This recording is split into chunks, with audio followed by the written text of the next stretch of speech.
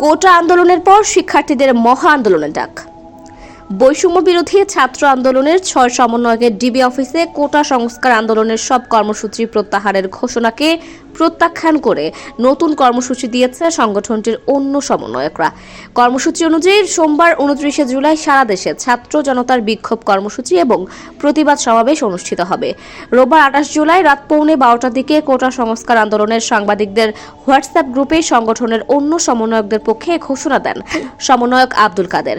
এ সময় দাবি আদায়ের আন্দোলনের সঙ্গে একাত্মতা ঘোষণা করতে বাংলাদেশের সব নাগরিককে অনুরোধ করেন তারা। সংবাদ বিজ্ঞপ্তিতে বলা হয়, সরকারের নিরাপত্তা বাহিনীর গুলিতে ও ছাত্রলীগের হামলায় নিহত শত শত শহীদের আত্মত্যাগ তিরস্কার করে ডিবি কার্যালয়ে বন্দুকের নলের মুখে জিম্মি করে সমন্বয়কদের মাধ্যমে জোরপূর্বক স্ক্রিপ্টেড বিবৃতি আদায়ের তীব্র নিন্দা ও প্রতিবাদ জানাই।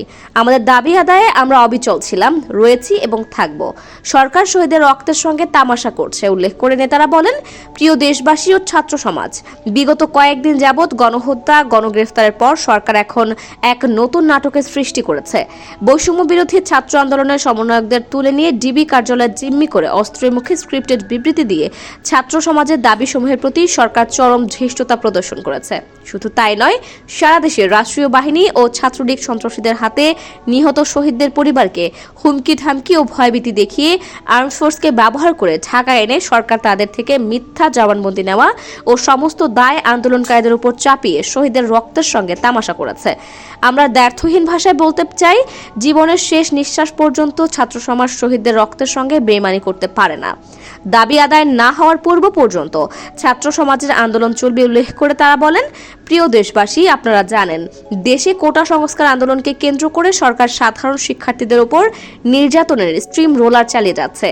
ব্যাপক ধ্বংসযজ্ঞের পর সরকার সারা দেশে রেড করে গণগ্রেফতার করেছে।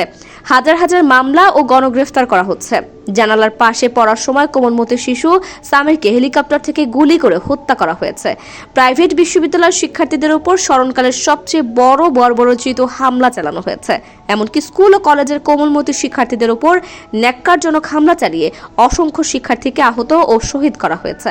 এই অবস্থায় আমরা কঠোর ভাষায় বলতে চাই, আমাদের দাবি আদায় না হওয়ার পূর্ব পর্যন্ত ছাত্র সমাজের আন্দোলন চলবে। উল্লেখ্য, রোববার ২৮ জুলাই রাতে ঢাকা মহানগর পুলিশের গোয়েন্দা শাখা ডিবি হেফাজতে থেকে ভিডিও বার্তায় লিখিত বক্তব্যে কর্মসূচি প্রত্যাহারের ঘোষণা দেন বৈষম্য বিরোধী ছাত্র আন্দোলনের ৬ সমন্বয়ক। তবে আন্দোলনের বাকি সমন্বয়করা তাৎক্ষণিক প্রতিক্রিয়ায় এই বক্তব্য প্রত্যাখ্যান করেন এবং জিম্মি করে এই ভিডিও বার্তা দেওয়া হয়েছে বলে অভিযোগ করেন।